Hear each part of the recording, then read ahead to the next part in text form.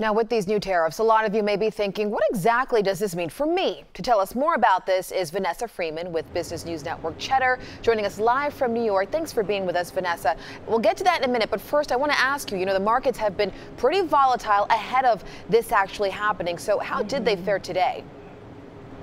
Certainly. Well, good to be with you, Alicia, on this Friday. Surprisingly, markets are surging off concerns about a trade war and cheering strong job growth in June, finishing higher on this Friday.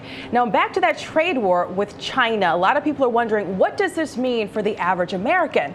Well, for starters, many items we commonly use every day will get more expensive. Things like smart home devices, smart thermostats like the Nest, LED lights, navigation devices. And if the U.S. goes through with another round of tariffs on China, well, these are some other items that soon could get more expensive too. We're talking about e-scooters, e-bikes, e-cigarettes, even vaporizers. Meanwhile, Elon Musk to the rescue. The CEO of Tesla, SpaceX, and the Boring Company is sending engineers to Thailand to help rescue those 12 boys and their soccer coach trapped in a cave for nearly 2 weeks. The Thai government confirms that Musk's team may provide services for location tracking, water pumping, as well as battery power. Hopefully that ingenuity really comes in handy when it comes to rescuing those boys. Yeah. Let's switch gears a little bit, though.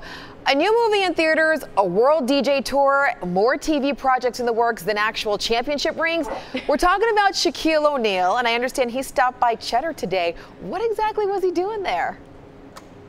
Yeah, we had a bit of a Shaq attack on this Friday. Yeah, one of the biggest stars in sports is having the biggest summer ever. Shaq is celebrating what may be the most important day of the season, World Chocolate Day, and a new endorsement with Krispy Kreme. So we asked him what factors he considers when signing on for an endorsement deal.